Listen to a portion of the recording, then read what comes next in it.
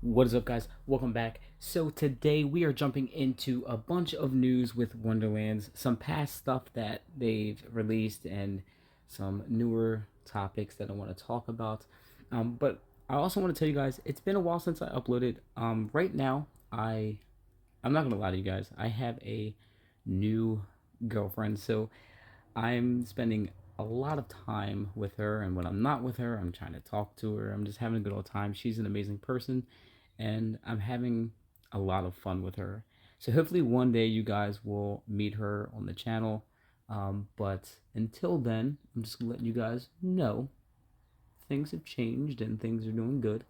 But we're gonna jump into this news. Also, before I go, I am in the process of selling my Kingdom Hearts collection. So if you have followed me through my whole Kingdom Hearts journey, that journey is coming to a close. A lot of stuff has changed in my life, and it is a huge collection to be lugging around everywhere. So that is something that is kind of rough for me to get rid of, because I built this channel all on Kingdom Hearts and Final Fantasy.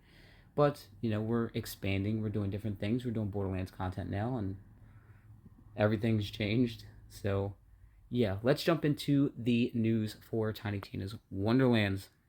Now, we did talk about the Steam release price last time, but we never got into the actual fixes, I don't think. So what they did, right, was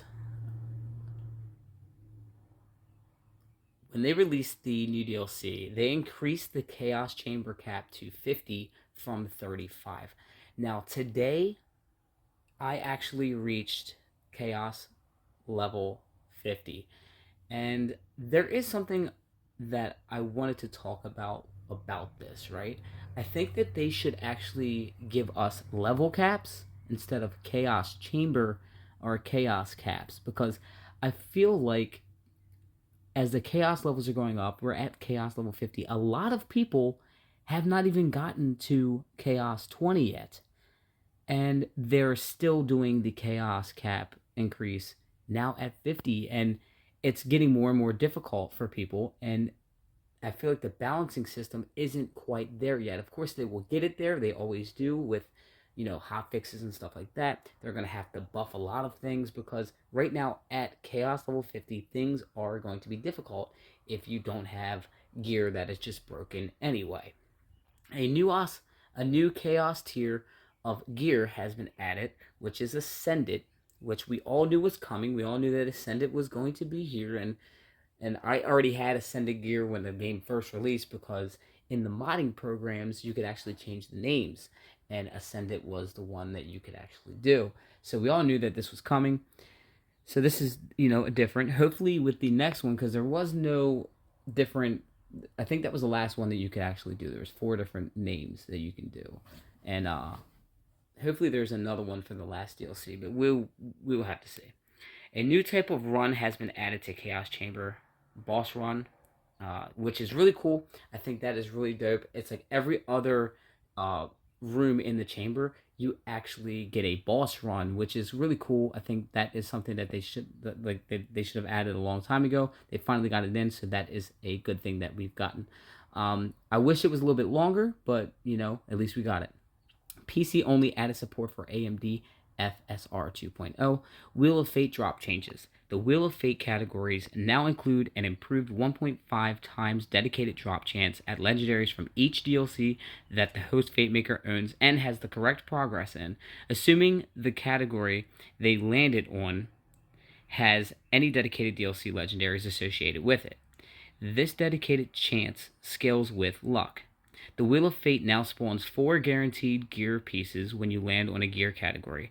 The rarity chances of that gear now scale better than luck.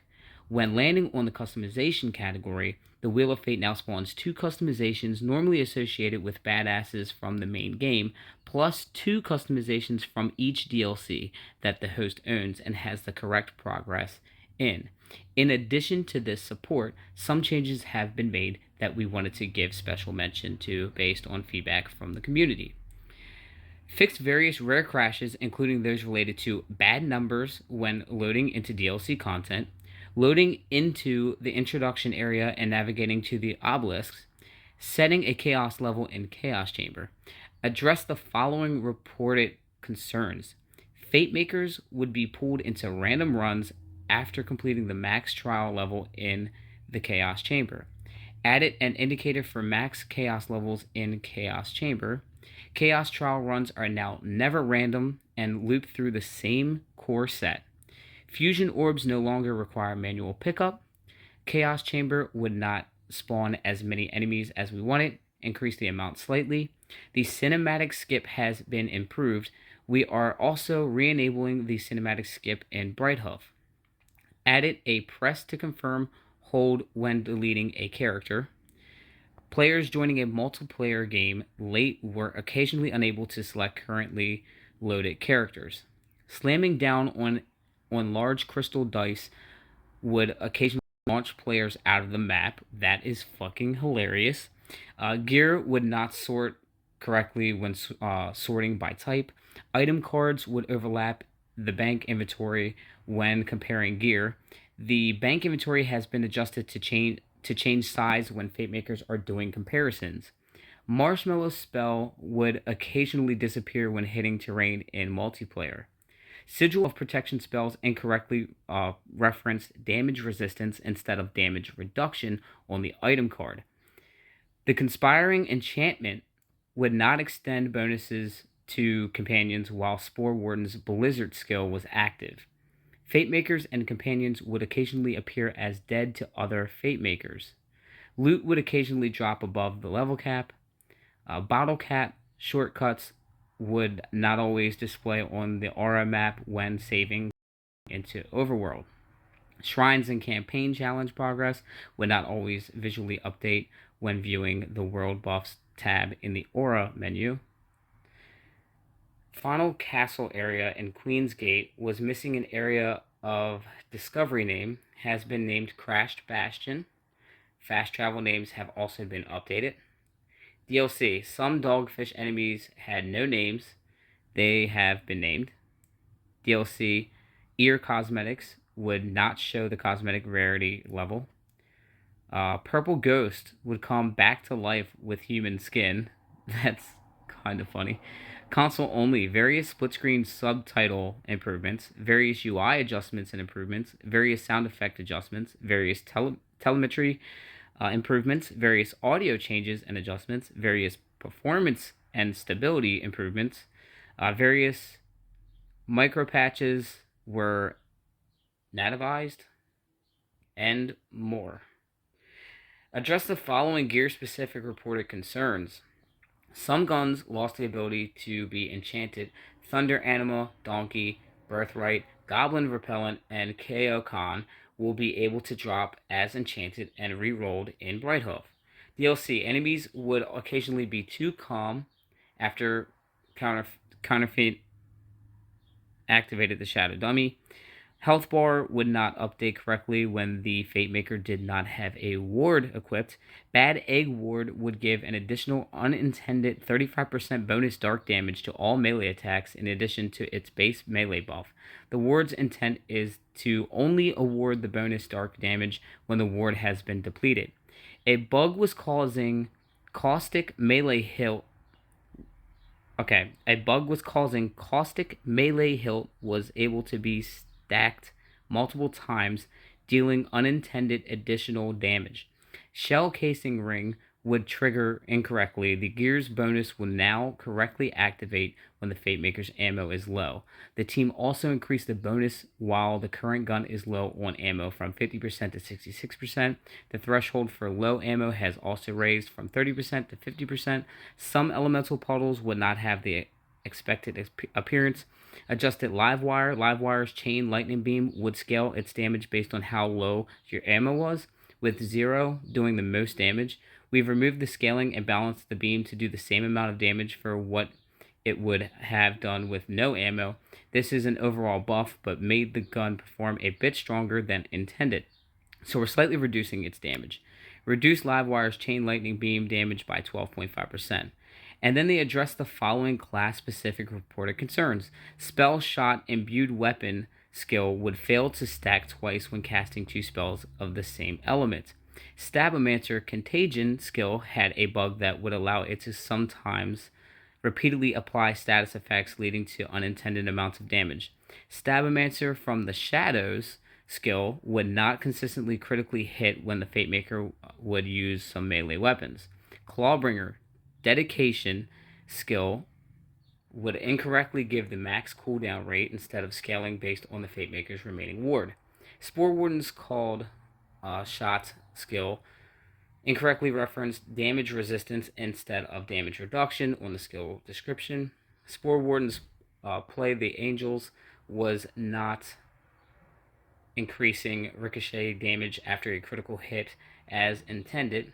Berserker Blast Chill and Graveborn Blast Gasp would not scale as intended. Graveborn Reaper of Bones skill referenced leech efficiency instead of dark magic efficiency. Graveborn Harvest skill would unintentionally keep stacking for the Shroomy companion past the stack limit. The Demi-Lich companion attack element would not convert properly when the Fate Maker had the Mantis Claw armor equipped. The Mushroom companion had no loyalty and would target other Fate Makers' pings. Change notes. So here's the weekly rotations. They extended the in-game mini event, and that was till June 30th, so that just went away. So that was the Crystalline Chaos, so we can skip all that. We wanted to come here and basically talk about the fixes that we got with the DLC when it released. And then,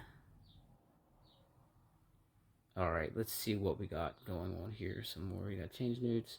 Improved how Dragon Lord's dedication loot pool is set up to prevent faults in the drop chances. Parasite was not scaling properly when Chaos mode was turned on. Prevented Fate Makers from accessing an unintended area in Overworld when trying to collect a Zumio's Shrine piece. Spell adjustments. Barrel Maker's damage and status effect damage increased by 100%. Dazzler's cooldown reduced from 18 seconds to 12 seconds. Dazzler's damage increased by 268%. Frozen Orb's damage increased by 275%. Note, Frozen Orb has a known issue where it fails to collide with some enemies. This will be fixed in a future update. Gelatinous Spheres damage increased by 100%. Gelatinous Spheres status effect damage increased by 20%. Gelatinous Spheres cooldown reduced from 24 seconds to 9 seconds. Glacial Cascades damage increased by 30%. Laser Hands damage increased by 525%. Reviver's damage increased by 38%. Reviver's Seeker projectile damage scale increased by 100%. Reviver's cooldown reduced from 36 seconds to 24 seconds. Saw Blade's damage and status effect damage increased by 100%. Time Skips damage increased by 100%. Where that there's a bug that is causing Time Skips damage over time effect to not apply properly, this will be fixed in the future update. Threat of Fate's damage increased by 50%. Inflammation's spell charges are increased by 3. Inflammation's damage and status effect damage increased by 30%. Twister's damage increased by 10%. Holy shit, there's more class adjustments. While we don't want to make huge adjustments until the new Blightcaller class with DLC 4 is out, we are seeing that Spellshot and Clawbringer are not matching our balance expectations for Chaos Chamber. We are finding that Spellshot is overperforming compared to the level we're targeting, while Clawbringer is underperforming. So Spellshot changes. Alright, so basically what they're doing is they're trying to die down Spellshot, and they're going to try to bring up Clawbringer. So that's kind of what you guys are going to get there. We're going to back out of here, and we're going to go to the, I think the latest one, which would be last Thursday. Alright, so we're going to go to this one. This is last Thursday. Okay, so the other one was from 2 weeks ago. So, of course, we're going to skip all of this stuff. Right now, from June 30th to July 7th, they're activating the in-game mini event Fortunate Encounters. Dice from random encounters in the overworld will now drop more loot and moon orbs.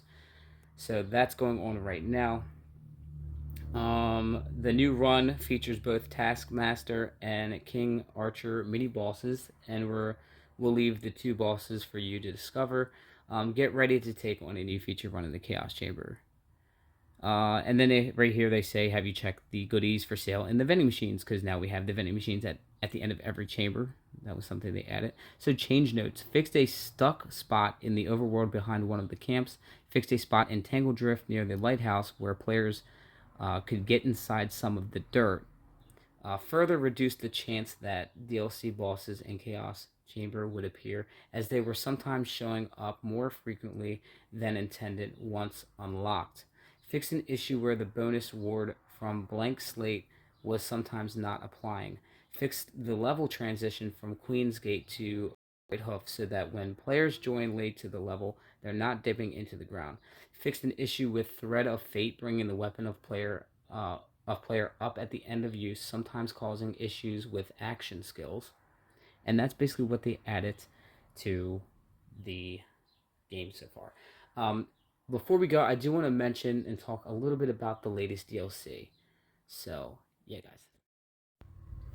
Okay, so with the latest DLC that we've gotten with Tiny Tina's Wonderlands, I do want to say that with it, I think they are going in a better route. So this time around, when you play DLC 3, it's not as short as the previous 2 DLCs that we did get. Now, I'm not going to say that this is a right thing that they're doing still.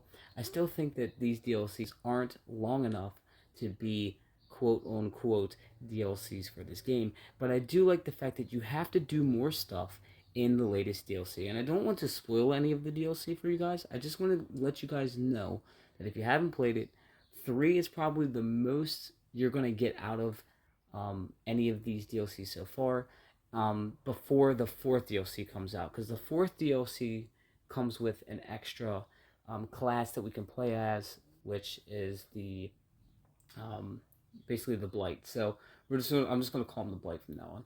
But I think that with the latest DLC, they did go in a better route because you have to do more, and it's a little bit longer.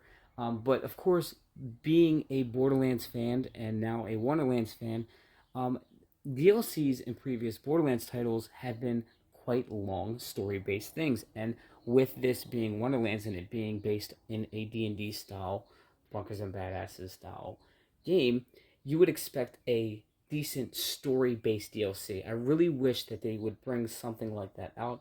I hope that they add more DLC. I hope they add a lot of free content to the game that we can add to the game, because these DLCs have, 1, released way too fast, 2, once you play them, they are finished way too fast, and I would just want more and more content to come to Wonderlands, because I don't want the Gearbox to just forget about it once Borderlands 4 comes out. I want them to still have something to do with Wonderlands, because right now they are still doing things for Borderlands 3. A lot of people might not know that because a lot of people are playing Wonderlands now, but they're still updating and doing things with Borderlands 3. So I don't want them to forget about Wonderlands once the next Borderlands comes out, because this title is good. It has a lot of potential.